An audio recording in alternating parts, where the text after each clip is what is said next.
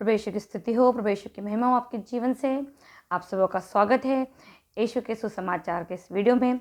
आप सबों को बहुत बहुत धन्यवाद कि आप यीशु के सुसमाचार में इस तरीके से दिलचस्पी ले रहे हैं, इंटरेस्ट ले रहे हैं और अपना समय ईश वचन के लिए 20 से 25 मिनट का जो समय आप मुझे दे रहे हो, इन वीडियो को दे रहे हो, उसके लिए मैं आपका बहुत बहुत धन्यवाद देती हूँ। और यीशु को धन्यवाद देती हूँ कि वो आपके जीवन में, आपके मनों में ईश वचन की भूख उत्पन्न कर रहा है। दोस्तों, इन वीडियो को बहुत आयत में शेयर कीजिए और बहुत आयत में सब्सक्राइब कीजिए, क्योंकि इन्हीं वीडियो के माध्यम से हम कहीं ना कहीं एक दूसरे से ईश्वर के नाम पे, ईश्वर की कलीसिया के नाम पे जुड़ सकते हैं। अभी थोड़ा सा 2 नवंबर आने वाला है, तो हम लोग तो घर की सफाई कर रहे हैं। तो घर सफा करते करते उस दिन डेजमैन मुझे बोला कि काश जिस तरीके से हम अपने घर के जाले निकाल सकते, जिस तरीके से हम घर की सफाई कर सकते, उसी तरह का हम अपने मनों में जो जाले लगे हैं, जो विचारों में जाले लगे, वे निकाल सकते, उन्हें सफा कर सकते, तो कितना अच्छा होता। कितना सुंदर बात डेजमैन ने बोला कि मैं उस पर थोड़ा सा मनन चिंतन करने लगी और सोची हम जरूर अपने मन के जाले निकाल सकते हैं, हम जरूर अपने घर मन के में साथ धूल मट्टी सफा कर सकते हैं। कैसे? इन वचनों के द्वारा। ईश्वर हमसे बोलता है। ईश्वर हमें आध्यात्मिक जीवन देने आया था, प्रभु हमें आत्मा का ज्ञान देने आया था, प्रभु हमें अनंत जीवन के बारे में बताने को आया था। ये जो जाले हमारे मनों में लगे हुए, जो धूल या डस्ट हमारे दिलों में है, ये जो बुरे विचार है, वो किस बात को लेके है? इस संसार को, चीज़ों को लेके है। अनंत जीवन के लिए हमारे अंदर कोई द्वंद युद्ध नहीं चालू है। हम में से कोई ऐसा एक व्यक्ति नहीं है जो अनंत जीवन के बारे में 24 आवर्स सोच रहा है। हम 24 आवर्स सिर्फ और सिर्फ इस शरीर के बारे में सोच रहे हैं, इस जीवन के बारे में सोच रहे हैं कि हम किस तरीके से अपने जीवन को बेस्ट से बेस्ट बनाएं, ताकि हम नेक्स्ट लेवल पे जा सकें। दोस्तों, यही हमारे जीवन की सच्चाई है, जबकि हकीकत ये है कि हम इस जीवन का 1 रुपया भी लेके जाने वाले नहीं है, क्योंकि वचन कहता है जिसके पास 2 साड़ी है वो 1 साड़ी किसी और को दे दो, इसका 2 पैंट है। मतलब क्या कहना चाहता है वचन? क्या कहना चाहता है प्रभु हमसे कि तुम सिर्फ इस संसार में जितनी तुम्हारी ज़रूरत है उसके हिसाब से रखो, ज़्यादा बटोर के रखने कुछ मतलब नहीं है, क्योंकि कहीं ना कहीं सब छोड़ के जाना पड़ेगा। इसका सबसे बड़ा उदाहरण है, आप सब जानते हैं दिलीप कुमार सर को। दिलीप कुमार सर इतने बड़े स्टार थे, हस्बैंड वाइफ, लाखों करोड़ों की प्रॉपर्टी। आज सर का डेथ हो गया। कितना खाएंगी मैम अकेली? क्या करेंगे इतने पैसों का? तो सोचने की बात है। मैं ये नहीं कहती कि वो अपने पैसों का सही उपयोग कर रहे हैं या नहीं कर रहे। जैसे आज सुबह सुबह आपने एक न्यूज़ पढ़ी होंगी, या कल शुक्रवार के दिन एक कन्नड़ पिक्चर के सुपरस्टार हीरो मर गए। सिर्फ 46 ईयर के थे, हार्ट अटैक आ गया, करोड़ों रुपए जमा के गए। क्या खाएंगे? क्या उनकी मृत्यु वो पैसे इक्वल कर सकती है? नहीं। लेकिन मरने के बाद कहाँ गए? शरीर खत्म हो गया, आत्मा कहाँ गई? क्या प्रभु के सामने खड़े होने योग्य इन 40-46 सालों में उन्होंने कोई काम किया था? यही है वचन, यही वचन है जो हमारे आत्मा में लगे जाले, जो हमारे आत्मा में लगी धूल, गंदगी को धोने का काम करेंगे। इसलिए दोस्तों, जरूर अपने जीवन में पवित्र वचनों को सर्वप्रथम स्थान दीजिए। इसका ज्ञान इसलिए लीजिए ताकि आपका विश्वास बढ़े। ज्ञान इसलिए मत लीजिए कि आप किसी दूसरे के ऊपर ये एग्जाम्पल चिपका सके, क्योंकि बाइबल, फिर मैं कहती हूँ और हर बार कहूँगी, मनुष्य के आध्यात्मिक निर्माण के लिए लिखी गई है, न कि शारीरिक। इसका उदाहरण मैं भी वो जो वचन पढ़ूंगी आपको मिल जाएगा। तो ज़रूर अपने अंदर के उस आध्यात्मिक जीवन के बारे में, उस स्वर्ग के राज्य के बारे में क्या आप इतने एक्साइटेड है? क्या आप उसके लिए इतने उत्साहित है? क्या कभी आप 24 घंटे में 1 मिनट भी उसके बारे में सोचते हैं कि मैंने इस शरीर में रहते हुए आत्मा के लिए कुछ भी कार्य किए हैं या नहीं किए? क्योंकि ये तो डेफिनेटली है कि आत्मा अमर है, वो मरती नहीं। वो या तो कहीं ना कहीं जाके नरक में तकलीफ उठाएंगी, या ना कहीं जाके स्वर्ग में आनंद उठाएंगी। ये 2 ही है। आत्मा को शरीर नहीं है, लेकिन आत्मा को जीवन है। ये इसी बात पे तो हम विश्वास करते हैं। हमारी पूरी की पूरी ईश्वर के सुसमाचार का सार क्या है? यही तो है कि आप अपने शरीर पे ध्यान मत दो, जो तुम्हारे शरीर को मार डालेंगे उनसे मत डरो, बल्कि उससे डरो कि जो तुम्हारी आत्मा को भी मार सकता है। यही तो हमारी बाइबल हमको समझा रही है, सिखा रही है। और यीशु ने कुछ भी समझाया नहीं, कुछ भी नहीं। उन 3 सालों में, उस 4 गॉस्पेलों में प्रभु यीशु ने सिर्फ और सिर्फ हमें आध्यात्मिक जीवन के बारे में ही बताया, आत्माइक जीवन के बारे में, इस शरीर में रहते हुए। तो दोस्तों ज़रूर अपने जीवन में इस अपने आध्यात्मिक जीवन के बारे में अपने परिवार के साथ मनन चिंतन कीजिए। जैसे हम सब चाहते हैं कि हमारा परिवार एक अच्छा जीवन जिए, हमारा अच्छा परिवार सब मिल के अच्छा खाना खाए, हमारा अच्छा परिवार सब अच्छे अच्छे कपड़े पहने, हमारा अच्छा परिवार हर जगह अच्छे अच्छे जगह पे घूमने जाए, तो वैसा ही हम क्यों नहीं सोचते कि हमारा पूरा परिवार स्वर्ग राज्य में यीशु के सामने उपस्थित हो जाए। क्यों हम बोलते बच्चे नहीं सुनते या परिवार के कोई व्यक्ति छोड़ दिए हमने उसको, ऐसा ही बोलते ना। चलिए वो कंसेप्ट अलग है, हम उस पर बाद में बात करेंगे। हम आप अपने आज के वचन पे चलते हैं। तो आप अगर विधि विवरण ग्रंथ दोगे जहाँ परमेश्वर ने मूसा को संहिता दी थी, मैं उसका आपको वैसे तो पूरा विधि विवरण ग्रंथ में प्रभु ने संहिता बताई है, और आप मैंने फिर भी बोली कि बाइबल की स्टडी करना जरूरी है। उत्पत्ति, निर्गमन, लेवी, गणना और विधि विवरण, ये 5 तंत्र है जिसमें प्रभु ने उत्पत्ति, शरीर मानव जाति की उत्पत्ति से लेके उसके लिए सारे जितने भी नियम दिए उसके बारे में बताया है। तो आप जरूर इस पंच तत्व को पढ़िए। चलिए आज प्रभु जो क्या कहते हैं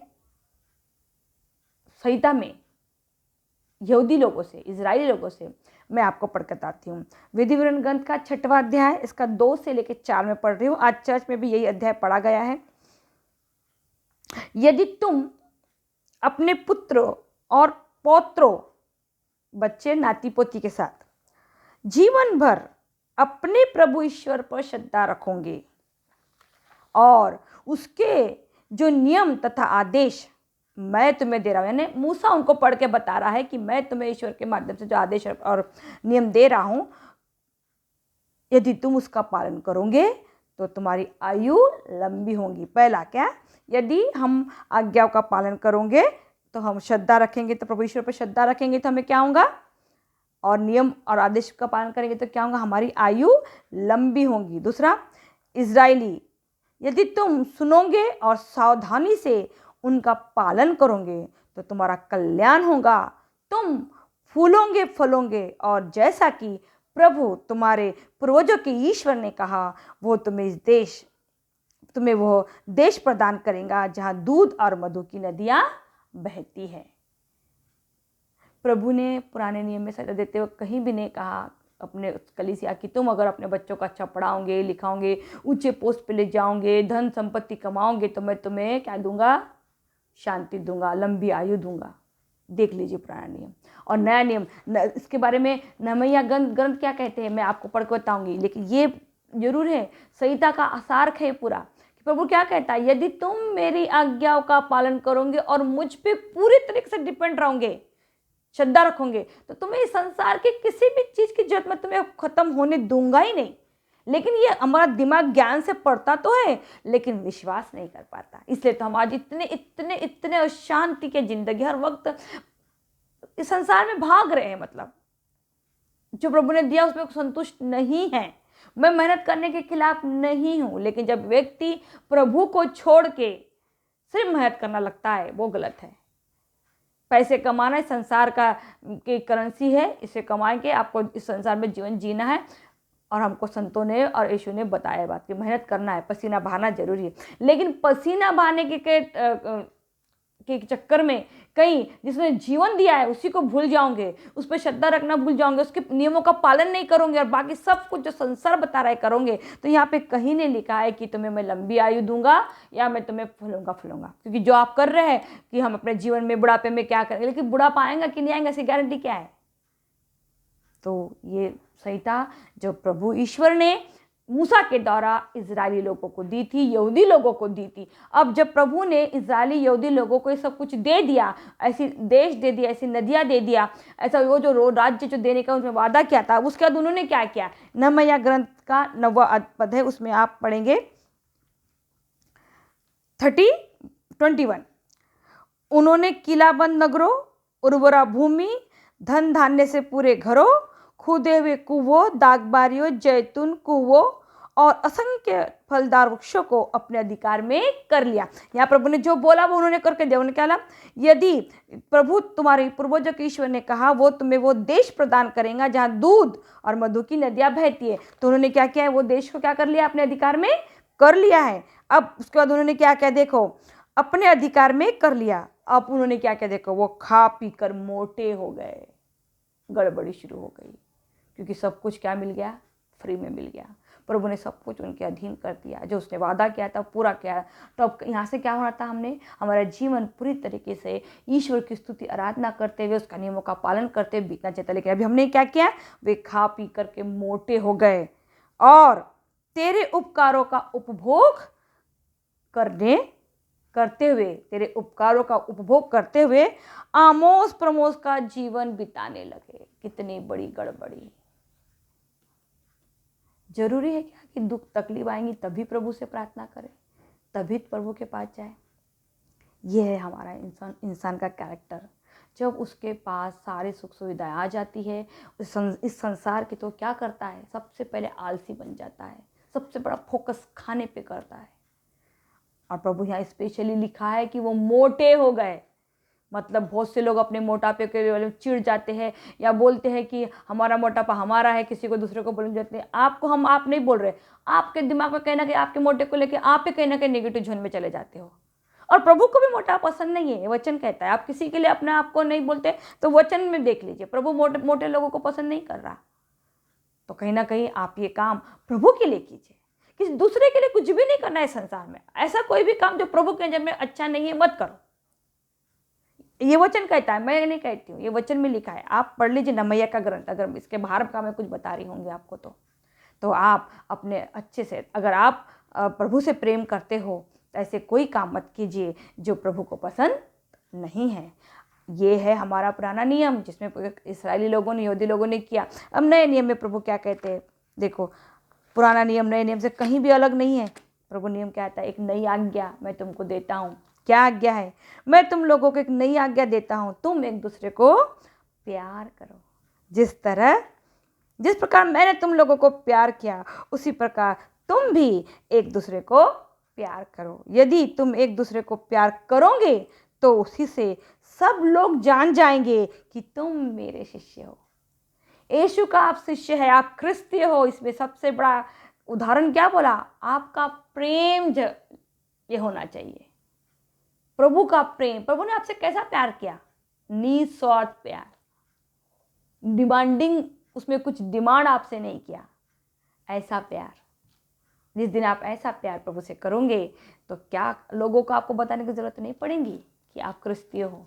उसका प्रेम आपके शरीर से, आपके शब्दों से, आपके कैरेक्टर से, आपके कपड़ों से, आपके स्वभाव से झलकेगा और लोग बोलेंगे कि ये देखो, ये है यीशु का सच्चा शिष्य, देखो ये है सच्चा परिवार, ये देखो सच्चा कलीसिया।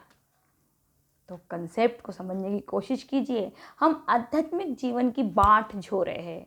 हम इस संसार में मेहनत करके पैसा कमाना, अच्छा खाना कोई बुरी बात नहीं, लेकिन जब हम इन सब की दौड़ में इतने भाग जाते हैं कि हम यीशु को छोड़ देते हैं, ईश्वर को भूल जाते हैं और वो करना शुरू कर देते हैं जो संसार कर रहा, तो हम कहीं ना कहीं आध्यात्मिक जीवन में बहुत पीछे रह जाते हैं। क्योंकि हम सब जानते हैं कि हमारा ये जो शरीर है ये नाशवान है, लेकिन हमारी आत्मा अमरत्व को प्राप्त करने वाली है। इसलिए प्रेम बहुत जरूरी है और उसी साथ तरह तरीके परमेश्वर की आज्ञा का पालन, प्रभु पे श्रद्धा रखना, विश्वास, एकदम आंख बंद करके कि प्रभु मैं जीव या मरूं तेरे लिए जीव। प्रभु मेरे परिवार में जो कुछ भी परिस्थिति आई वो सब तेरे वजह से हो, मेरे घर का, मेरे परिवार का, मेरी आत्मा का, सब कुछ का श्रेय तेरा है प्रभु।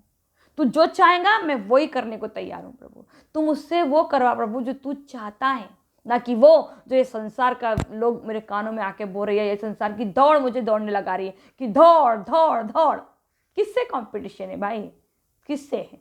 अपना कंपटीशन अपने आप से ही है। क्योंकि आप अगर कमाते हो या मैं कमाती हूँ तो अपने लिए कमाती हूँ, मैं कमा के किसी दूसरे को देने वाली नहीं हूँ। तो हम किसके पास जाके शो ऑफ करेंगे? हम जो भी कमाएंगे खुद खाएंगे, खुद पहनेंगे, खुद इंजॉय करेंगे। तो किस चीज़ के हमारे को ये है, किस चीज़ की दौड़?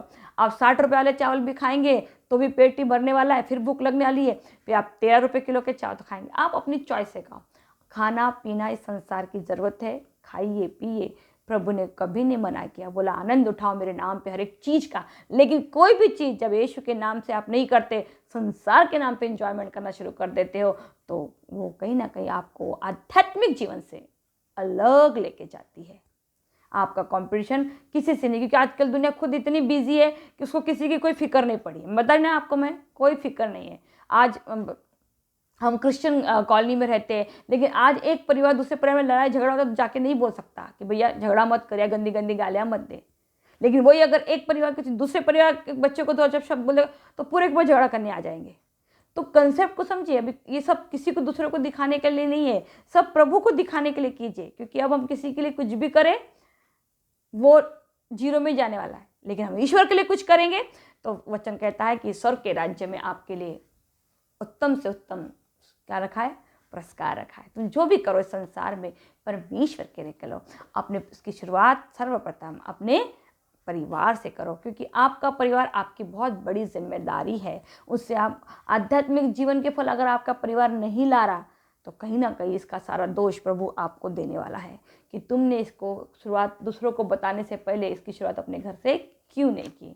कंसेप्ट फिर बैठती हूँ, प्रभु ने 10 बार एक ही बात बोला कि सब चीज़ की शुरुआत, नया नियम टोटली कहता है सब चीज़ की शुरुआत आपसे। उसने बोला जैसा तुम दूसरों से अपने लिए वह चाहते हो आचरण करे, सबसे पहले तुम्हें उनके साथ वैसा आचरण करना चाहिए। उसने नहीं कहा कि भैया दूसरे लोग तुम्हें गाली देते ना, तुम भी जाके उसको गाली दो। तो शुरुआत हमको किससे करनी है? अपने आप से करनी है। सच बोलना है। फादर ने आज बोले कि मीठा बोलना चाहिए, लेकिन मीठा बोलने में सत्य बातें किसी को पसंद नहीं आती। मीठी तरीके से क्यों ना बोलो। अब झूठ को भी चिपटा के बोलो, लोग को अच्छी लगती है। सत्य बात उस पर वो शब्दों पे विचार नहीं करेंगे कि बोलने वाला व्यक्ति क्या बोलने की कोशिश कर रहा है, वो उस बात को कि बोला ही क्यों। ये मैं सबके लिए बोल रही हूँ, मेरे लिए, आपके लिए, सबके लिए। हम क्यों इतना हाई पर। मैं अपने आप का एक उदाहरण देती हूँ। उस दिन हम लोग मार्केट में गए, मेरे मिस्टर ने मुझे मिक्सर खराब हो गई तो लेके दिया। उसने बोला 6,000, हमने 6,000 रुपये दिए और मिक्सर लेके आ गए। लेकिन वही मैं एक नींबू की दुकान में गई, उसने मुझे 10 रुपये का 3 नींबू दी। मैं उससे बहस करने लगी, तो 10 का 3 क्यों दी, 4 क्यों नहीं दी। और बाद में बोली प्रभु 6,000 के लिए 6 शब्द भी नहीं बोली, लेकिन 10 रुपये के नींबू के लिए 4 शब्द बोल के आई। ये हमारा, मैं अपने खुद को बता रही, मैं दूसरों के लिए नहीं बोल रही, मैं अपने आप में मन चिंतन की प्रभु ये है हमारी मेंटालिटी। फिर मुझे याद आता था कि क्या है, ऊँट का सुई के उससे निकलना, ऊँट का आसान है पर हम लोगों का निकलना मुश्किल है, क्योंकि हम इस संसार के कैलकुलेशन में गुजरे हुए हैं। और बाद में मैंने प्रभु से क्षमा मांगी कि प्रभु कि मैंने, जबकि मैं ऐसा कभी नहीं करती। हम लोग सब्जी भाजी में कभी बार्गेनिंग करते ही नहीं, क्योंकि हमें पता है वो 54 में जाके हम क्या करेंगे। लेकिन बड़ी दुकान जाके बार्गेनिंग करता राजेश, मैं उसको नहीं, पर वो करता। लेकिन कंसेप्ट क्या है, जहाँ बोलना चाहिए मैंने वहाँ नहीं बोला, लेकिन जहाँ वो 54 बच रही थी वहाँ हमें बहुत सारा बहस करते।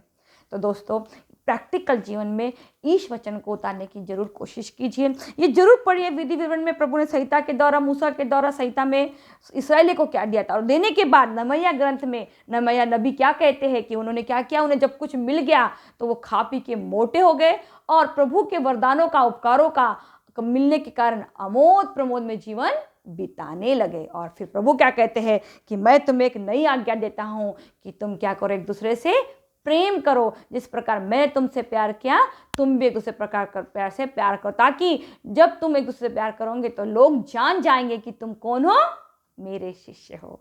ये तो जरूर इस तीनों पाठों पे बहुत गहराई से मनन चिंतन कीजिए, पहली बात। तो दूसरी बात, वचन को पढ़ के, मैं फिर बार बार कहूँगी इसे, बाइबल को पढ़ के ऑल्टर पे मत रखिए डर के। ऐसा इसको अपने जीवन में अप्लाई करने का समय आ गया है, और शुरुआत 101% अपने ही घरों से कीजिए। मैं ये नहीं कहती कि हम 100% कामयाब हो जाएंगे, लेकिन अगर शुरुआत करेंगे तो कहीं ना कहीं प्रभु से हम अनुग्रह मांगे कि प्रभु जो कार्य मैंने अपने घर में, अपने परिवार में शुरू की है उससे तू कामयाब बना। आप कोशिश मत कीजिए उसे कामयाब बनाने के लिए, प्रभु से कहिए कि प्रभु जो मैंने काम शुरू किया मेरे परिवार में, तो इसे तू कामयाब कर, तू पवित्र आत्मा प्रदान कर मेरे परिवार में, ताकि पवित्र आत्मा हर एक व्यक्ति के जीवन में उतरे और इस वचन का मतलब समझाए।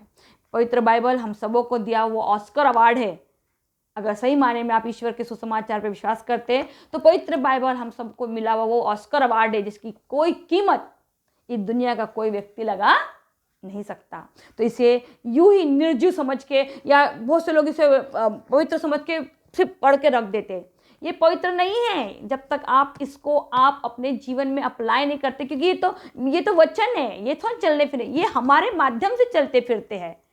तो ये पवित्र कब होंगे, जब हमारे अंदर उतरेंगे, जब हम इसको अपने साथ अंदर लेके जाएंगे। प्रभु क्या कहता है, एक ऐसा स्वर्ग राज्य, ऐसा राज्य बनाऊंगा जहां मेरे ज्ञान की जरूरत किसी को नहीं होगी। क्यों? क्योंकि तब वचन में हमारे मनुष्य कलीसिया के आत्मा में लिखित होंगे। तो दोस्तों जरूर प्रभु पवित्र वचनों पे इतना दिल से मैं अभी बहुत ही ज़्यादा बाइबल में मेरा इंटरेस्ट बढ़ गया है अभी, प्रभु को बहुत धन्यवाद। लेकिन शुरुआत में बोर लगता है, नींद आती है, थोड़ा लड़िए अपने आप से। लेकिन जैसा जैसा आप इसे पढ़ते जाएंगे आपकी नींद अपने आप भाग जाएंगी, वचन आपके दिमाग में घूमेंगे, बुरे विचार आएंगे, इसके कोई ये नहीं है कि नहीं आएंगे, लेकिन आप उसको पट से बाहर निकल गए। क्योंकि हम मनुष्य हैं, हमने संसार में बहुत सारी गंदगी चीजें देखी है, टीवी देखे, मोबाइल, कहीं ना कहीं कोई सीन हमारे दिमाग में लगा हुआ है, वो आएंगे, उसका इश्यू नहीं है। प्रभु जानता है हम मिट्टी के मिले, तो मट्टी वाले इंसान मट्टी वाले काम करते हैं, लेकिन वो बोलता है मैं अपनी दया से तुमको स्वर्ग राज्य में बुलाने वाला हूँ, तुम्हारे गुणों से नहीं। इस पर जरूर मन चिंतन कीजिए। पवित्र बाइबल को अपने परिवारों में सर्वप्रथम स्थान दीजिए। परिवार का प्रार्थना करना बहुत जरूरी है, जैसे परिवार का मिल के पार्टी करना जरूरी है आज के ज़माने के हिसाब से। तो आइए एक छोटी सी प्रार्थना के द्वारा हम इस वीडियो को समाप्त करेंगे और प्रभु से विनती करेंगे कि वो हमारी भूख ईश वचन में और आध्यात्मिक जीवन में बढ़ाए। ये हमारे स्वर्गीय पिता तो दयालु करुणामय ईश्वर है, तो सदैव अपने बच्चों पे तरस खाने वाला पिता है। प्रभु हम इस बात पे विश्वास करते हैं कि तू वो पवित्र शक्ति है, एक ऐसी शक्ति जिसे हम छू भी नहीं सकते और देख भी सकते नहीं, लेकिन तू उसी टाइम पे वो दयालु पिता है जिसने अपने आप से हमें मिलाने के लिए अपना रूप प्रतिरूप हमारे बीच में रखा। जी हाँ प्रभु, तेरा पुत्र और हमारे उद्धारकर्ता मुक्तिदाता यीशु। प्रभु धन्यवाद देते हैं यीशु राजा को हमारे जीवन में देने के लिए। धन्यवाद प्रभु यीशु राजा के द्वारा हमें वो आध्यात्मिक जीवन का ज्ञान प्रदान करने के लिए जो कि तूने अपने पुत्र को द्वारा हमें सिखाया है। प्रभु उसकी जो शिक्षा उसने हमें 3 साल में इन 4 गॉस्पेल में दी। प्रभु हम तुझसे प्रार्थना करते हैं कि ये शिक्षा हमारे जीवन में सिर्फ एक रीति रिवाज का पार्ट ना बन जाए, बल्कि ये हमारे हृदयों में इसके वचन छप जाए, ताकि प्रभु हमारे संग संग हमारे अंदर चले। प्रभु हम कमज़ोर हैं, हम इस काम को शुरुआत तो कर रहे प्रभु, लेकिन इसे परिपूर्णता तक सिर्फ और सिर्फ तू ही लेके जा सकता है प्रभु। इसलिए सारी मिनती सारी प्रार्थनाएं तेरे पवित्र चरणों में सौंपती हूँ प्रभु, किसी और के नाम से नहीं, वही नाम जो तूने हमें दिया है, वही नाम जिसे तूने सारा अधिकार स्वर्ग और पृथ्वी पे दिया है, वही नाम जो सारे नामों से ऊंचा है, वही नाम जो हमारा उद्धारकर्ता और मुक्तिदाता है। जी हाँ प्रभु जी, तेरे पुत्र और हमारे मुक्तिदाता यीशु के नाम से अपनी सारी प्रार्थनाएं विनती तेरे पवित्र चरणों में चढ़ाती हूँ और विश्वास करती हूँ कि तूने मेरी सारी प्रार्थनाएं और विनती को कबूल किया है, तेरे पुत्र यीशु के नाम में, आमीन।